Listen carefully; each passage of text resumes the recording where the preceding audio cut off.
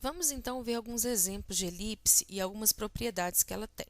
Então, aqui nós temos desenhados no GeoGebra a elipse x2 sobre 16 mais y2 sobre 12 igual a 1. O que isso aqui quer dizer? Essa equação quer dizer? Quer dizer, então, que o A2 é igual a 16, ou seja, A é igual a 4. E realmente o que acontece aqui, ó, os vértices A1 e A2 dessa elipse têm coordenadas menos 4, 0, 4, 0. A distância entre eles é 8, então a distância de A1 até A2, que é o nosso 2A, é 8, logo o Azinho é 4.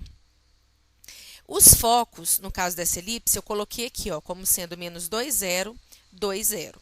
O eixo maior da elipse, né, o Azinho, ele sempre vai conter os focos. Logo, o Bzinho, né, que é determinado nesse caso aqui no eixo y, ele é chamado de eixo menor. Nesse caso aqui, b ao quadrado é 12, pela equação da elipse. Ou seja, esse vértice aqui vale 0 menos raiz de 12, e aqui o valor seria 0 raiz de 12. Excentricidade de uma elipse é um valor que fala o quanto a elipse é mais parecida com uma circunferência.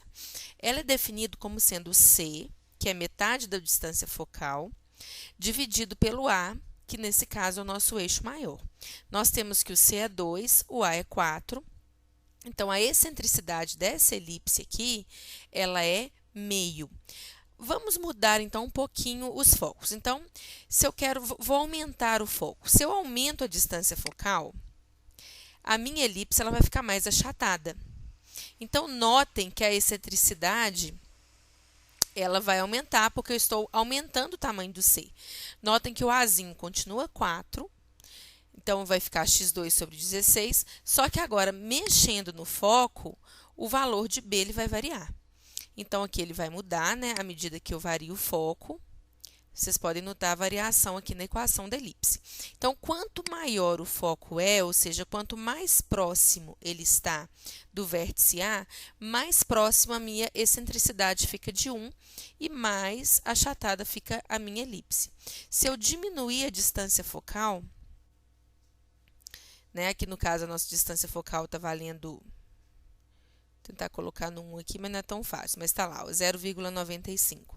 Vocês notem que a elipse ela vai ficando mais arredondada, mais parecida com uma circunferência, e a excentricidade ela vai tender a se anular. E aqui está a variação da equação à medida que a gente modifica isso aí. Então, eu posso, né, só para vocês verem exemplos, ó, se meu A for 5, vai ficar x2 sobre 25, olha, eu coloquei 1, 2, 3, 4, 5 para um lado e 5 para o outro. E aí, eu posso mexer no meu foco também, né? Posso deixar meu foco aqui com C valendo 4. Então, o B2, que é A2 menos C2, vai passar a ser 9.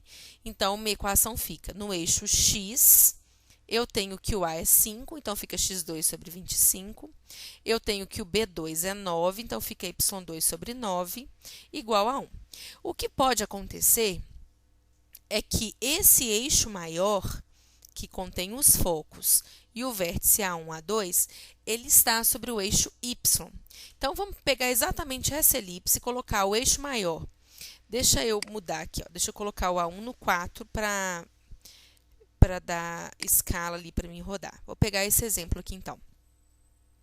Nós temos, então, que o Azinho é 4, o Czinho é 3 e o Bzinho, B ao quadrado é 7. Então, o eixo maior está sobre o X e o Azinho vale 4. Então, vai ficar x2 sobre 16 mais y2 sobre 7 igual a 1. Então, agora eu vou pegar esse eixo maior que contém os focos e colocar sobre o eixo y, lá valendo 4. Ó. Olha o que acontece. O eixo maior continua valendo 4, o Azinho, né? Só que agora está sobre y. Então, agora o 16, que antes ficava debaixo do x2, agora está sob o y2.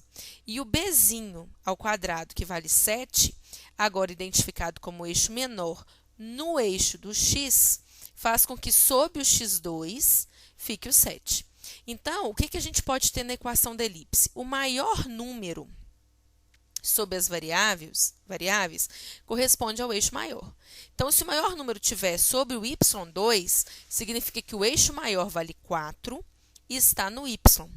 O eixo menor vale 7 e está no x. Eu vou voltar ela de novo para vocês verem a diferença. Então, ó, colocando no x.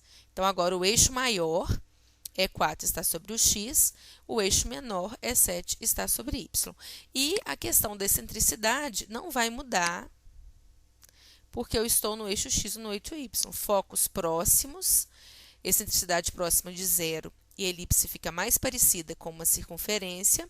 Focos mais distantes, próximos do eixo maior, né, do vértice maior, a elipse vai se deformar, e quando vale 1, fica exatamente uma linha reta, aí, como vocês podem ver. E se os focos se unirem, eu vou ter a equação de uma circunferência. No caso aqui, circunferência de raio 3. E isso vale para qualquer eixo que eu estiver.